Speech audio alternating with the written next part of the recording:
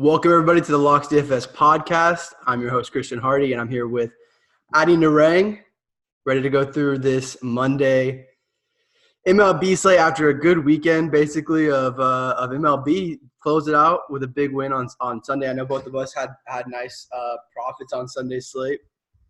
A little bit of Giolito got us there. A lot of Astros. Shout out the Astros. Tons of Astros. Yeah, I mean, I had Diaz. And you had Yuli. So, yeah. That was cash games, yeah. I mean, we had Bregman. Correa. I mean, of course, yeah, Bregman, Correa. Bregman, Correa, Yuli. You had Diaz. I didn't have Diaz. Yeah.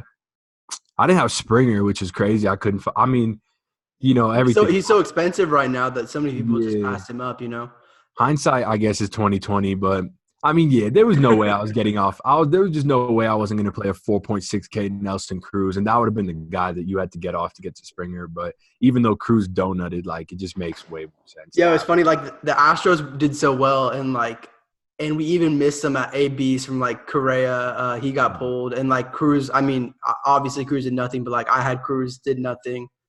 Did nothing and then got pulled before the game ended. He would have got one more AB or two more ABs. I think it would have came around again after he got pulled. Yeah. So good days despite all of that, which was great. Snell got touched up a bit, but K 12 dudes. Yeah. Blake Snell's just so good, man. Yeah. He's so good. You had a good week though, man. You had a real good week of MLB this week, right? Good weekend after the Musgrove shit. After the Musgrove. I keep on wanting to say Kingdom. I really do mix up a lot of the Pirates guys, but Kingdom's on this slate that we're about to talk about, actually. But, yeah, after the Musgrove disaster on Thursday night, which also, Nuggets fell apart on Thursday than today. So, bro, that shit fucking killed me, bro. The Thursday loss sucked, but it was, expected, if you will. But this loss was just oh, man, it was just it was bad, man. It was bad. I couldn't – I mean, it came down to that 3-minute stretch when Paul Millsap picked up his fifth foul, just putting him on the bench with 7:26 left in the potential last game of the season just doesn't make a lot of sense, especially when the guy that's starting is Will Barton or the guy that's getting the play time is Will Barton.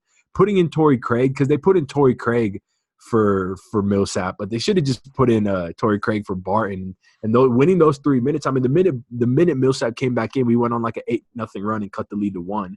And so it was just he was having a good series, just in general. Yeah, he was having a great series. And it was the most important thing is the Nuggets just couldn't make a shot in the fourth quarter. And typically when the Nuggets can't make a shot is when they go to Millsap in the block versus Evan Turner, and he just does a little shimmy shake and puts one in and gets us going, Yeah. But it was so painful. It was so painful. But you know what? Both the Nuggets and the Avs, just such promising futures. I can't really get too tight about this, but it would have been nice to be in the Western Conference Finals for sure in both sports. Yeah, it definitely felt like they were going to make it, Definitely felt like they were there when they were. Oh, it did. And it felt the more I talk about it, the sadder I get, honestly. Yeah, it's definitely brutal. It felt like they would have done something versus the Warriors, too. It feels like Portland's getting swept. I mean, I guess I'm on air saying that now. But it feels Portland's getting swept. Portland's good. They're fine. They might not have gotten swept with Nurkic. They're getting swept. I think that's basically how I feel, too. And if they're not getting swept, they could compete. Yeah, and if they're not getting swept, they're losing in 5. But the Nuggets had a chance to at least push it to 6, maybe 7. Who knows? But, I mean, if Portland makes it a series, it'll be fun for the viewing audience and the fan. But they're just not going to. Yeah, I don't imagine, and I'm sure I'll end up being wrong, but I do feel like neither of these conference finals are going to be that interesting. We're pretty much just waiting for the finals now. Could be wrong. I mean, the Raptors, Kawhi. The East could be good. The East could be good. The East going to be closer, of course. Yeah, it'll be closer. For sure, yeah. But the Bucks seem like the superior in the East. But yeah, for sure. I mean, we'll see. Definitely good. Both good Game 7s today. But with all that, let's talk about some baseball. Let's talk about baseball. Yeah, let's Monday slate. Usually we do these podcasts because Monday slate's gonna be a nice slate. Today we got so many teams resting. It's a 6-game slate. Usually it'll be within 8 to 10. But we have just 6 games today, so we're actually gonna do a little different and just go game by game. I'm still hopefully our idea of going position by position usually is to when I listen to podcasts, I usually feel like position by position gives me a really good idea of how comparatively on the slate, like just to go down and say these are the guys that at this position I want to play instead of just talking about it stacks wise. It makes more sense to me that way sometimes. Like these are the guys I'd prioritize against second base. But this way we'll kind of be able to get a little bit more into detail on specific plays, I think, because we're talking about the whole team and pitchers as a whole, and et cetera. So we'll just see how it goes. If you guys like it, let us know, and we could keep doing it this way. Definitely open to feedback. But, yeah, we're going to go game by game. The only game we don't have a total for is actually the first one we're going to get into, so let's just get right into it. It's the Brewers and the Phillies.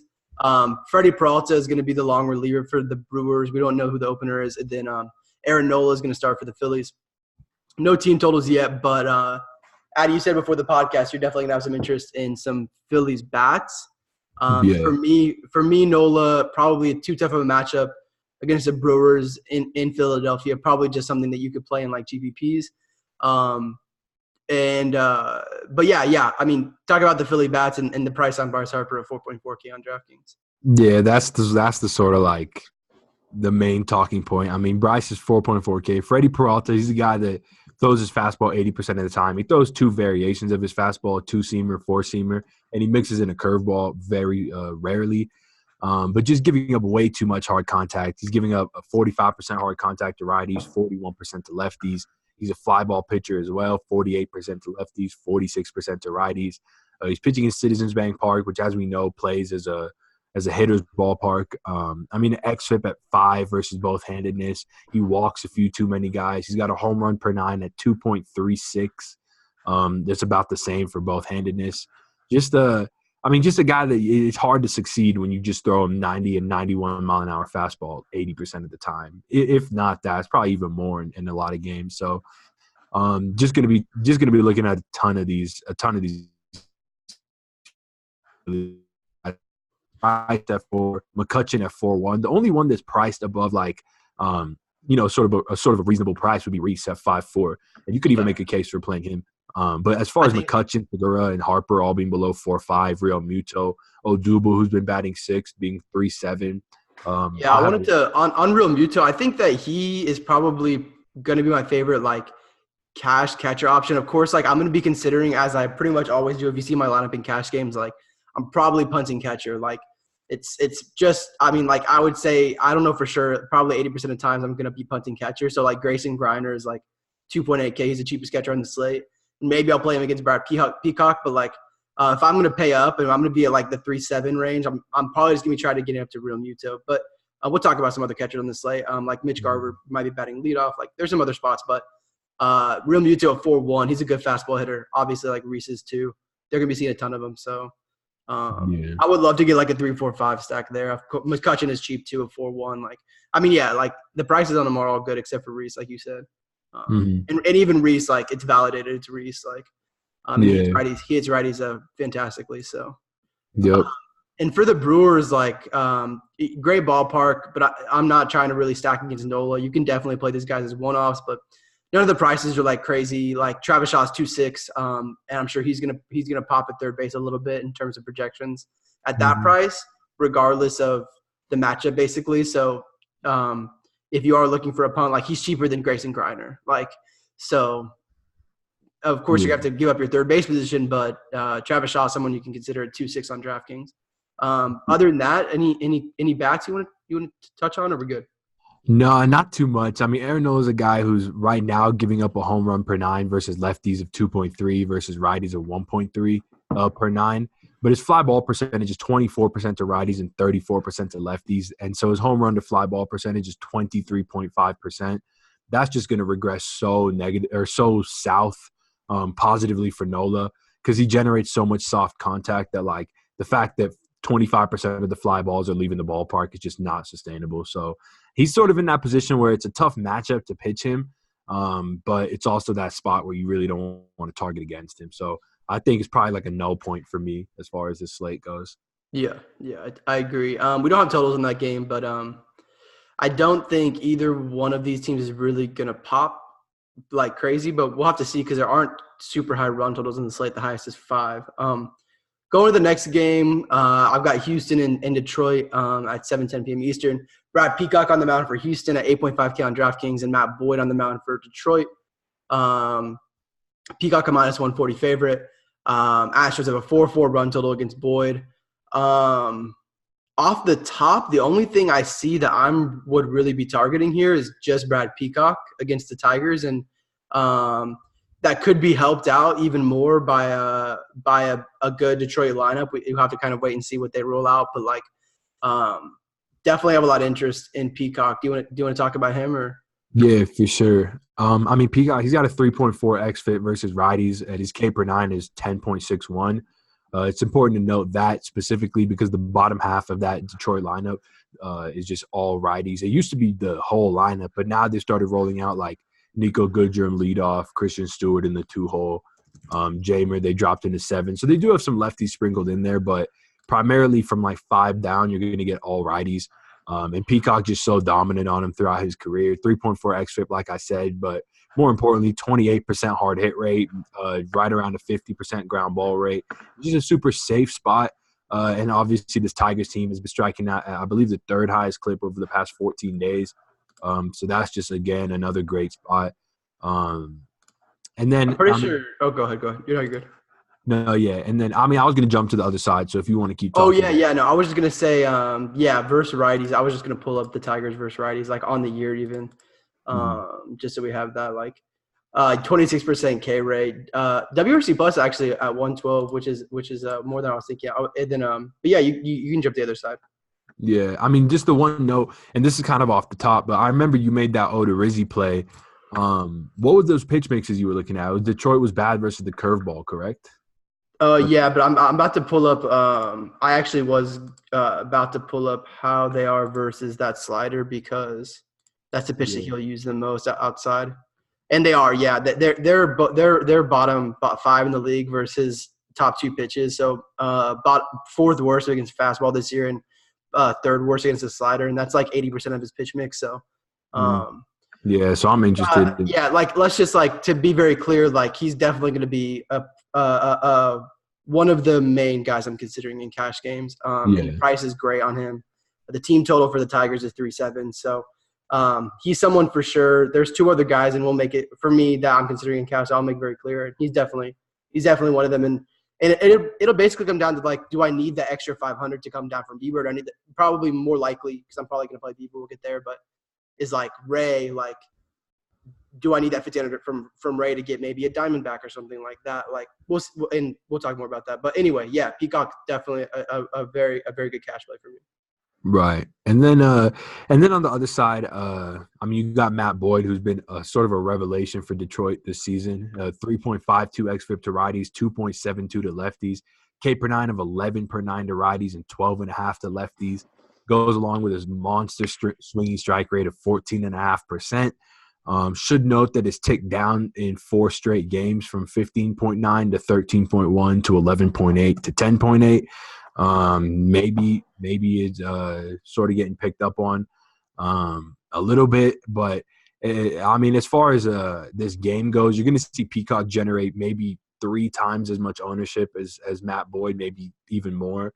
So it's going to easily make Matt Boyd the GPP pivot off of Peacock in this game. It's just a little bit of an issue because Matt Boyd does give up a 40% hard hit rate, 47% fly ball rate to righties. He generates only a 19% hard hit rate and a 63% ground ball rate to lefties, which is huge. But Houston's going to roll out maybe 1 lefty and Josh Reddick, and the rest is going to be dominant right-handed bats. No, Michael Brantley. Oh, right. Probably Marisnik. It depends on if they keep Reddick in or not, but yeah. So they might have 1 or maybe 2 in Brantley and Reddick. Yeah. So I think the only Astros I'm fine with Bregman and Cray. I think they're priced fine. You can play them, but really where I'll probably end up with Houston it would be like a Yuli at 3.8 or like a Tyler White at 3.3. Tyler White has quite a bit of power going back to last year versus lefties. He still strikes out at a good clip versus them, but he does add quite a bit of power versus lefties at 3.3K on DraftKings, and I'm sure he's ridiculously cheap as he always is on FanDuel. I have him as 6th in the lineup, so 4-4 run total. I'm not crazy about Houston or anything like that, but I do think they make some. Yeah. I do think those prices on those 4 specifically make some sense, and Even Springer is 5'6". So like, I mean, he's hitting the ball like crazy right now. He went 5 for 5 today. But yeah, but I think Boyd makes sense as a GPP pivot for sure. Onto the next one, man. Yeah, and not any. I'm probably not going to be touching any Detroit bats. 3.7 run total. Peacock's pretty good. So. If you do want to touch any Detroit bats, though, it's going to be the lefties. Brad Peacock, 48% hard hit rate, 42% fly ball rate to lefties. So if you do see Peacock generating a ton of ownership, then a sick little leverage stack would be like Christian Stewart, Nico Goodrum, Jamer Candelario, Nicholas Castellanos. Even though he's a righty, he's their best bat, so makes him in. So something like that definitely makes sense in GPPs. Yeah, they did price these guys down as if they're like facing Verlander, like so. Yeah. Like Christian Stewart 3.7. So. That's a good price. I mean, Jamer's 3.1, Castellanos is 3.8, Goodrum is 3.5. Wow, those are great prices. That makes a lot of sense as a GPP stack. Yeah, for sure, especially because Peacock's. I'm sure he's going to come in owned. All right, next one up is Angels at the Twins. Twins are minus 143 favorite, and Berrios is on the mound. Jose Berrios is on the mound for the Twins. I feel like I said that really fast, so I wanted to pronunciate it. He's 9.4K on DraftKings. Tyler Skaggs on the other side of this. Not too interested in Skaggs. Twins are a real good hitting team. Not striking out that much.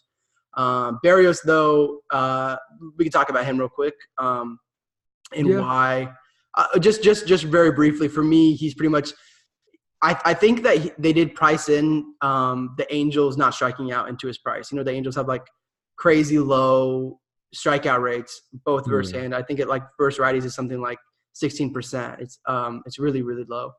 Berrios is at home. He's traditionally, honestly, has I would guess like a 1.5K per 9 higher at home. Not sure what like the swinging strike rate or anything like that is, but the contact is better at home, and it goes back for years now. So or how many years? 3? No, it does. Yeah, it goes back for 3 years. Yeah, 3 years. However long he's been in the league. Yeah, this year his K per 9 is 2.6 higher at home, and his xFIP is 0.8 lower. Last year his xFIP was 1.4 lower, and his K per 9 was about a 1 strikeout more. So for whatever reason, pitches a little more comfortable in his home confines. So makes sense. But like, yeah, the Angels aren't striking out. They've got Ohtani back, although he is striking out a lot. That said, like, I'm not really too interested in Berrios as a cash option. Though I said, I do think that at the 9.4K price tag, I do think in a home start, I do think that the Angels not striking out is kind of priced in. So like you could survive at that price with like 6 strikeouts, which like he could get 6 strikeouts. Like he could get there, you know? No, for sure. Back-to-back games. He has back-to-back games of 5 strikeouts versus Houston and Toronto and put up 22 and 27.5 fantasy points. Got the win in both of those games, but I think you could reasonably project him for the win as well. Do we have totals and odds on that? Yeah. So the Twins actually have a 5 total, and that is the highest on the slate. I don't even know why I didn't say that coming into this. So yeah, they have the highest total against Skaggs. Do you want to talk about Skaggs? Like when I looked at him, just looking earlier right before the pod, like contact isn't anything crazy with him. Doesn't seem like anything's popping too terribly this year. The hard contact is like. It's like 40%. Yeah, like it's like it's solid, I guess, and the Twins are crushing. So I guess it's a combination of those things. But Skaggs hasn't really had a lot of spots where he's gotten blown up from I remember this year. Yeah, I mean it's sort of like a lot of these pitchers are sort of in that mold where it's hard to play them and it's hard to target against them. I think on this slate though, Skaggs is definitely targetable. He's giving up a 47.5% hard hit rate to lefties, 50% fly ball rate, 33% line drive rate, 42% hard hit rate to righties with a 36% fly ball rate and a 27% line drive rate. So, I mean, that's in 30 innings. So he's giving up his fair share of line drives and his fair share of fly balls, all coming on hard contact. So keep an eye out for Nelson Cruz in this lineup. Obviously, that'll bolster the whole lineup, but we could see a funky little lineup come out. We could see guys like Buxton or someone hit a little higher, maybe. Just because I don't all kinds of stuff. Yeah, we could see a unique Twins lineup. Mitch Garver is probably going to be leading off. He's probably the top catcher play of the day. Dude has just been seeing the ball incredibly well all season. It's backed up by pretty real metrics as far as hard contact goes. The last year, bro. This guy hit last year too. He raked. Yeah, that's true. But this year is like a whole nother guy. Like this dude's still hitting 370, and we're in like fucking mid-May. Like this shit, that's like some Cody Bellinger type thing. But like, But nah, for sure. So I like a lot of these guys, and I think in this situation, obviously Marwin's 3-3, so you're just kind of going to lock him in again. But I think you can target both handedness pretty comfortably, righties and lefties. Obviously prioritize the righties, but both work. Wish Crone was still priced at where he was today. He was like 3.9 today. He's 4.3. So still like him versus lefty, like insane power versus lefties going back to last year. In the highest team total on the slate. And we could also see him bat like 5th or 4th or something. We don't know how the lineup's going to come out. We can't say. But probably like 5th if Cruz is out, you would think. And Marwin hitting the way he's hitting, so which has been pretty good. Or pretty solid, I guess I should say, from Marwin. But I'm interested in all these guys. But I would prioritize Marwin because of the price in cash games and yeah, like you said, Garver. Like Polanco at 5K, I think not sure I'm going to be able to spend there that much at shortstop, to be honest with you. Like Lindor's 4.7. We're going to get to him in the next game. But yeah, like all good options. Don't have anything to say bad about the Twins. And not really targeting Angels against Berrios. Yeah, not too interested there. Yep, I'm good. Cool. Next game has Shane Bieber versus Ronaldo Lopez. Indians versus White Sox. Indians minus 146 favorite. And Shane Bieber's on the mound for the Indians. Going to right now probably be my favorite option in cash games at pitcher. Yeah. I mean, after seeing Aaron Sanchez strike out the White Sox 11 times today, like, definitely makes you a little bit more interested in Shane Bieber. Shane Bieber's a guy that, for some reason, I never play him too much. Just because I feel like he throws – I just feel like he throws a few too many strikes. I feel like he could benefit from walking a few more people because when he does give up contact, it's really hard contact. It's like his hard contact versus lefties is 40% and 45% to righties. And this White Sox lineup, despite – I mean, what comes along with having a lot of strikeouts in your lineup is a ton of power, like Moncada and Abreu, Yonder Alonso, guys like that. I mean, it's definitely not the weakest lineup in the majors. So – I think you can approach this like, I mean, he's got a 3.31 xFIP to righties. So if there's going to be a healthy amount of righties in that lineup, definitely interested in that. But yeah, I'll be interested in seeing that lineup. I was going to say, I do think that that is the most important lineup on the slate, to see how the bottom breaks out, because like you said, there is some contact issues versus lefties, for sure. Yeah. But I mean, he's got a 12.3% swinging strike rate. Despite living in the zone so much, so he's getting a lot of swings in the zone, as well as a lot of swings outside of the zone. So I mean, great pitcher, and most importantly, they let him go deep, like Trevor Bauer deep. That's kind of the biggest thing for me. At 9K, at 9K as a favorite, as a pretty big favorite, I would minus 146, as I said. Like his starts this year are 105 pitches, 106 pitches. I think this one versus the Braves, he came from the bullpen maybe or something. Not sure exactly, but anyway, 65 in that, but 106, 114, and then 87 against the White Sox last week. So, I actually think he started that game in Atlanta. I feel like I remember that. He just got blown up. That's why he got pulled early. Yeah, 7 runs, 5 earnings. Yeah. So, but they let him go real deep. And when you compare that to a guy like a Brad Peacock who could come in fairly chalky and he rarely goes over like 94 pitches, he's got to be pitching like A1 to even get close to 100. So you saw that in his last matchup versus Kansas City. They let him throw 98 pitches. But that's because he went 7 innings with 12 strikeouts. Any game before that, I mean, 67, 91, 84.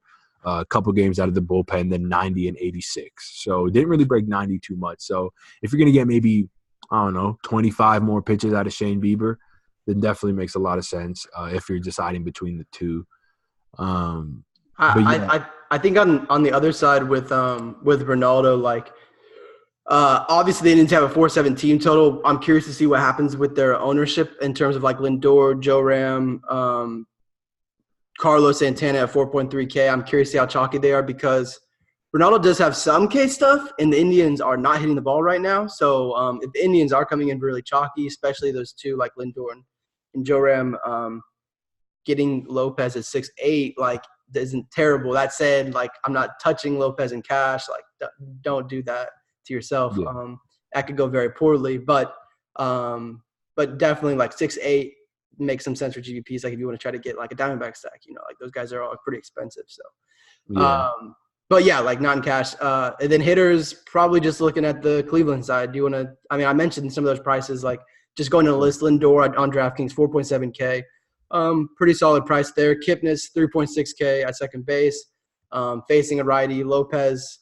I'll let you talk about Lopez in a second, but Joe Ram, 4.3K at third base. Carlos Santana, 4.3K at third base. Renato Lopez, I'm pretty sure he has 5+ xFIP to both handedness. Pretty big fly ball stuff. Pretty big hard hit stuff. Like I said, Indians 4.7 team total. I don't know if you want to say anything else about Lopez, but. Yeah, I mean, he's got a 6.43 xFIP to lefties. He's walking 6.5 batters per 9 innings versus left-handed batters. He's giving up 2 home runs per 9 to left-handed batters versus right-handed batters. He's striking them out at 11K per 9, which is awesome, but he's still walking 3 per 9. He's giving up home runs at 1.85 per 9, and it goes very in line with who he is as a pitcher. As Christian said, he's got heavy fly ball tendencies, 45% to lefties and 61% to righties. Comes along with 40% hard contact to both handedness.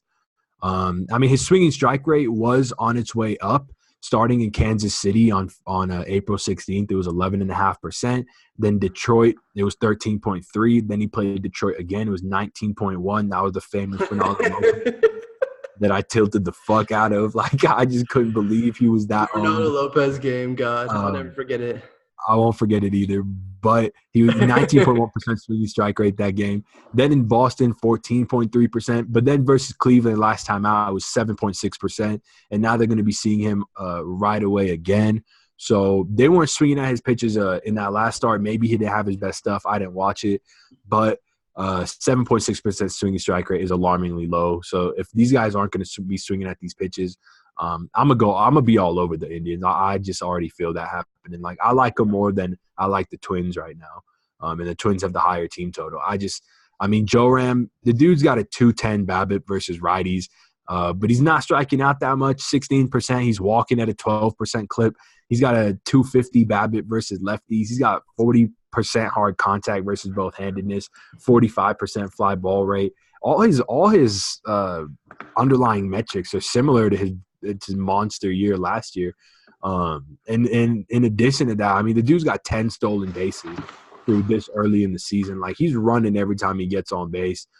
Maybe he's trying to overcompensate for the fact that he's not getting on base too much, but as a daily fantasy sports player, I will take it. Like, I'm gonna see myself with Lindor leading off at 4.7, just too cheap. Probably going to be sandwiched, or I should say Kipnis will probably be sandwiched in between Lindor and Joe Ram at 3.6, too cheap. Kipnis has been running a lot recently as well out of that 2 spot. Joe Ram, I mean, I'm going to have a lot of these guys. Those outfielders are cheap. I like Ronaldo Lopez. I don't not believe in Ronaldo Lopez, but I don't believe in him in this spot. So I'll have, and in addition to that, the White Sox are boasting the 4th worst bullpen over the last 14 games. So, it's just lining up. Like, I'm gonna just keep going back to the Indians until they really prove it to me that they're trash. But yeah, I mean, it seems like they're gonna break out of it. They just Santana's hitting the ball hard. I mean, he's still striking out a decent clip, but he's hitting the ball hard. One guy I wanted to mention that if Plawecki is the projected catcher on mine, but if it is like Roberto Perez, like I know I baked a Roberto home run or Perez home run today. But he has he's K'ing a lot, and like he's a cheap catcher, so you could expect like a 30% K rate if you're paying like $3K for a catcher. But he does have a lot of pop. Like he's been hitting the ball pretty hard, even when he gets out. So he's 3.2K on DraftKings, so he could be a punt catcher option if he makes it like batting 8th or whatever. But yeah, like I agree. I'm with you. I'm totally with you on the Indians. Like and those outfielders for sure. I'll be taking a look. Whoever's there, Cargo, Jake Bauers batting 5.6 in the projected. So, cool. Moving on. Let's do it. Okay. Pirates at Diamondbacks. Diamondbacks minus 157 favorites with Robbie Ray on the mound. They're facing Nick Kingham, who has not been too good this year. It's likely going to be roof open in Chase Field. I'd imagine it's going to be 92 degrees. So until it gets like crazy hot, they usually just keep it open. which is going to play well for hitters. It's going to be bad for Robbie Ray a little bit, but the Pirates have a 3.8 run total against the Diamondbacks 4.8. The Diamondbacks are really expensive, at least on DraftKings, which they do have this tied for the second highest run total, and they're facing Nick Kingham, which do you have his Pendrix pulled up in front of you? Yeah, I got it up. Yeah, go ahead. Go ahead and talk about Kingham for a sec, because I mean he's especially versus the lefties. I know that he really does not miss lefties and gives up a lot of bad contact to him. Right, yeah. You're really going to want to target the lefties in this Diamondbacks lineup, which is it's good because it's primarily lefties at the top of it anyway. But 6.68 xFIP to lefties, a home run per 9, just around 3 to lefties is 2.84. He's walking just as many batters as he's striking out as far as lefties go. He's striking at 8.53 K per 9 versus lefties, and he's walking 8.53. But it really shows in like his hard contact. His hard contact's 45% to lefties, 30% to righties. I mentioned that xFIP being 6.68 to lefties is 3.44 to righties. His K per 9 jumps by 2. His walk rate falls by 6 batters per 9. So I mean, he's good on righties. He's got a good pitch mix for righties as well. As you know, as far as his slider changeup combo goes, but versus lefties, he just struggles to get him out. So if I can afford him, I'm interested in Peralta. I'm interested in Dyson. I'm interested in Escobar. Don't know if I'll prioritize him with guys like the Indians around, but I mean the Diamondbacks. Let me actually pull this up. What versus righties? So those 3 guys. I was gonna look at Cattell real quick, but he's 5. One thing I was gonna say is we should talk about FanDuel prices a little bit more usually, definitely. But I clicked over on FanDuel and draw Dyson is 2.8K, so that's real good. Yeah, so over there definitely makes more sense to get some Diamondbacks in your lineup. They're all above 5K. It's tough. Yeah, it's pretty much just like a GPP type of team, especially because like the pitchers I'm considering are all over 8.5, so I don't have like a ton of salary to play with. Mm-hmm. So yeah, like you're pretty much going to be in GPP stacks with the Diamondbacks. Worth noting sorry not to interrupt. Worth noting that Pittsburgh bullpen has been awful in the past 14 games. They're one of the worst in the league. I don't have it up pulled in front of me right now, but I'm fairly certain it's bottom 5. So yeah, definitely. I mean, they're taxed a little bit as well after Steven Brault didn't give them too many innings. So definitely a good spot as far as pitcher and bullpen goes. And then let's talk a little bit about, which we just kind of did this backwards, but Robbie Ray is someone I'm considering in cash games for sure. The Pirates have – I'm going to pull up real quick just them versus lefties. I pulled it up earlier. I just want to have the actual stats in front of me. Sure. Pirates, 28.5% K rate versus lefties this year with a .092 ISO. That's worse than the Marlins versus lefties this year. 59 WRC plus. Chase Field is going to have the roof open, but it's what'd you say? I said that walk rate. I mean, they're walking at the lowest league, 5.1%. That's 5.1%. Which is great because if Robbie Ray does struggle, at least versus righties, is going to be with command. He's walking 6 batters per 9 versus righties, but obviously striking out over 11. So definitely still an awesome play. But if he does struggle, it'll be with command. So it's nice to know that they're not very patient.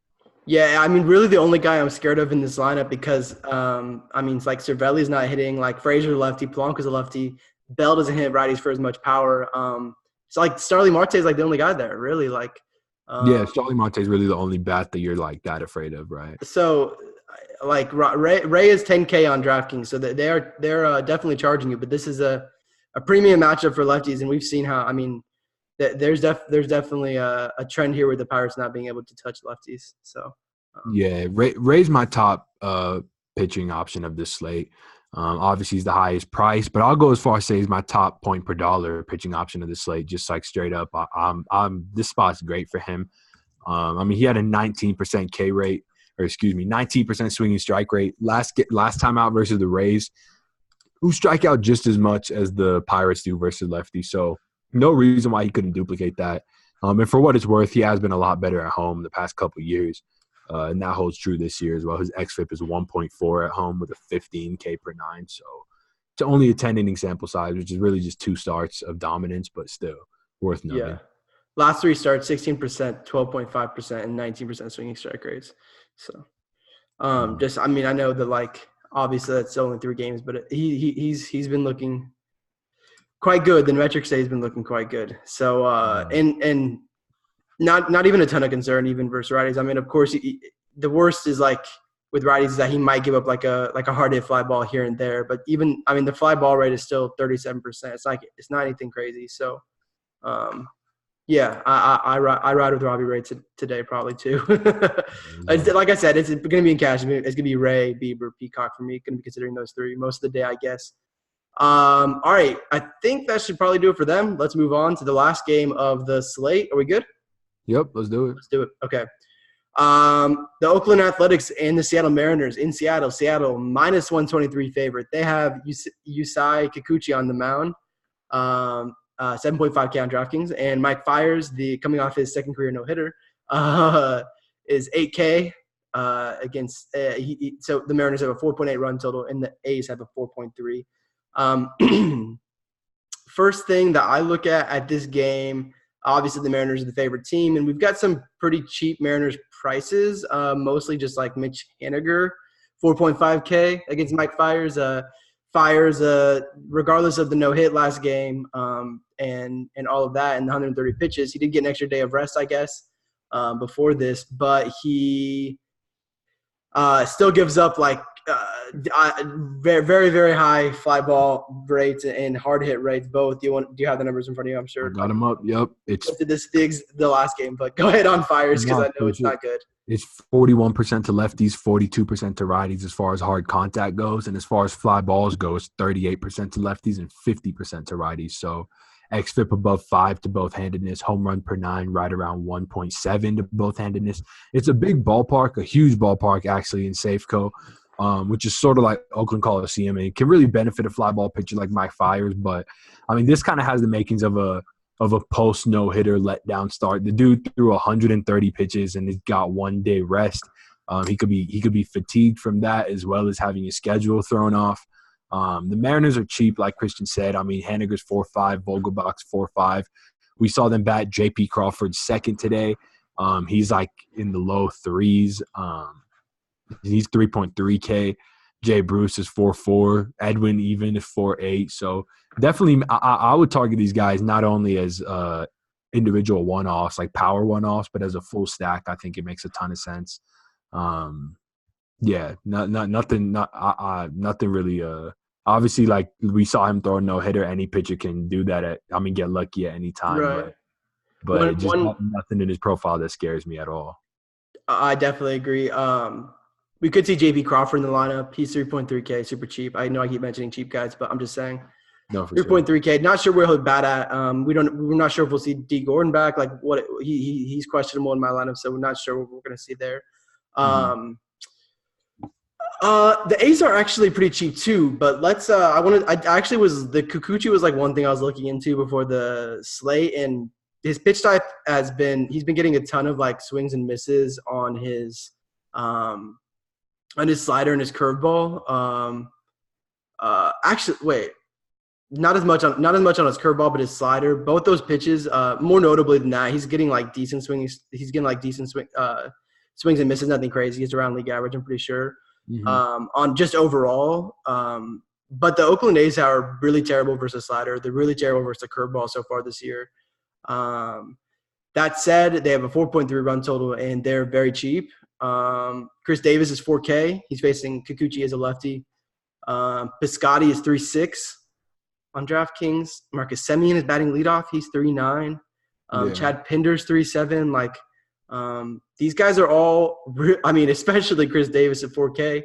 Very cheap for a guy against Kikuchi who is not missing bats. So that hasn't been missing a lot of bats. I can see both sides of this, though, where like if Kikuchi can really get the slider and curveball going, he might have a little bit of K upside. He's K'd 10 guys in the game this year. It's like possible. He also looks to be settling in a little bit more. Kikuchi does over his last few games for sure. Like he didn't look as sharp in his first few, and now he kind of seems a little more settled in, and that's probably reflected in that 4.3 team total.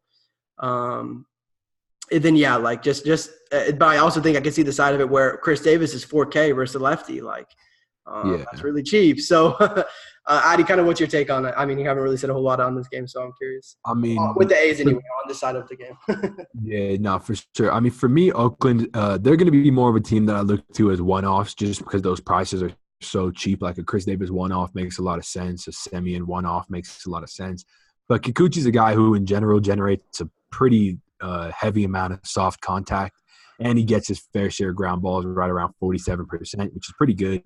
Lefties are virtually like you might as well not take him. 2.2 xFIP. He hasn't given up a walk or a home run to a lefty, so just no use in looking towards Matt Olson or guys like that.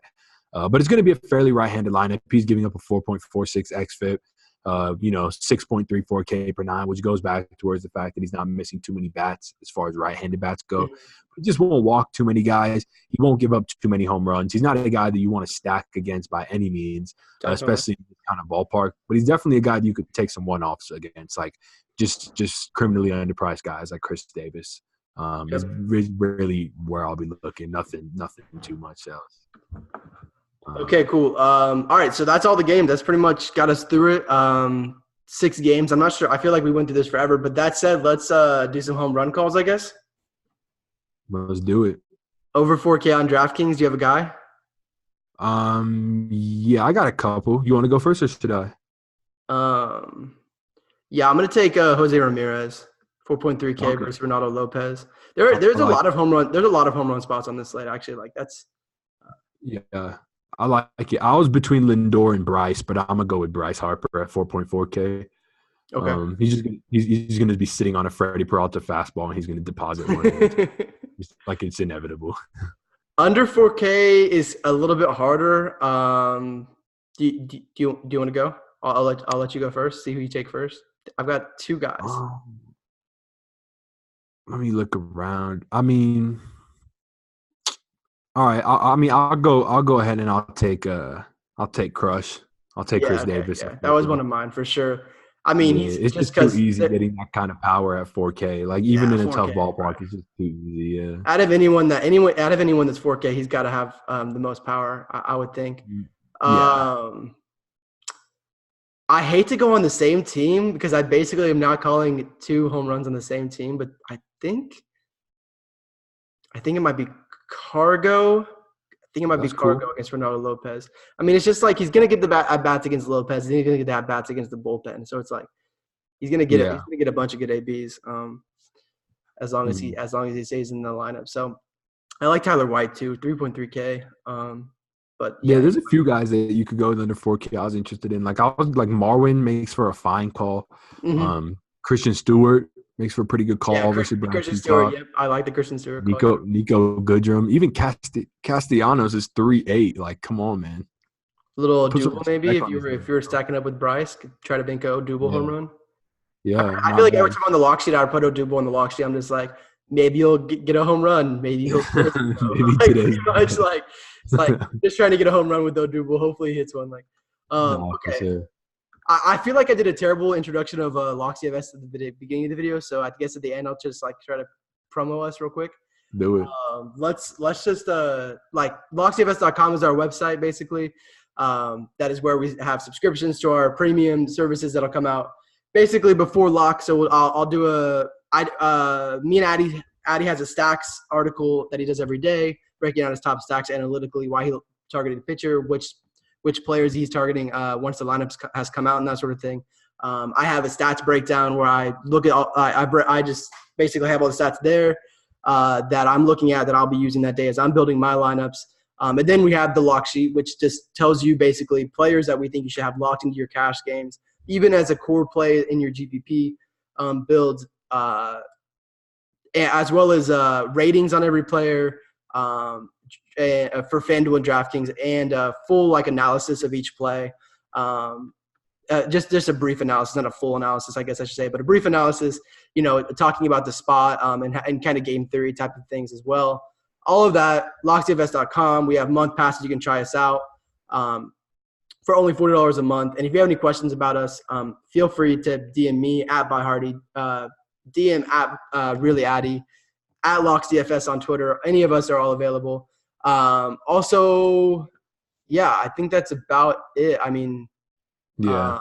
Get it past. We're also in the Slack. I mean, we have a Slack. I feel like a lot of fantasy sites have that, but I mean, our premium chat, we answer questions all the way up to lock every day. I mean, truly put the lock sheet out usually like an hour before lock, and then it's a little bit harder on these weekend slates because there's 2 every day, but at least an hour usually during the weekend, and we can just talk about the slate once we get it out with our members, which is always good. Mm-hmm. So yeah, subscribe to us, try us out. Hopefully you enjoyed the podcast. Hopefully we gave you some interesting tidbits, and we'll be back on Wednesday, assuming we don't have another Nuggets/Musgrove disaster, but the Nuggets are done. So it's over now, bro. Season's over. So it's done. Until the next time I roster Joe Musgrove, it's over. Right, exactly. Because it's back to back now. So till the next start, basically. Well, because before that start, I was like, oh, I got the bad Joe Musgrove game. Now I've got to get the good one. And then the Cardinals just absolutely just like mashed him. Like, why would I play a righty versus the Cardinals? Like, what was I doing? You know? Yeah, it was tough. that was a tough day. I actually don't hate the play. I still don't hate the play. It would just went terribly. Wasn't it mainly singles too? I feel like he got it was mash, but he got singles. The contact wasn't that bad. He just normal case stuff for him. You know, nothing was working like tremendously well. He wasn't getting a bunch of swings and misses, but it was just two strike single, 2-strike single. Yeah, lots of 2-strike singles. Hey man, that shit happens. Yeah, it happens for sure. I bet though. Okay, yeah. Thank you guys so much for listening. I hope this podcast wasn't too long for 6 games. I feel like we really got in depth. But yeah, we'll see you guys. I'll be doing a bit of the breakdown video tomorrow, and you guys will see us elsewhere. So for Locks DFS, see you guys next time. Thanks so much for listening. Peace.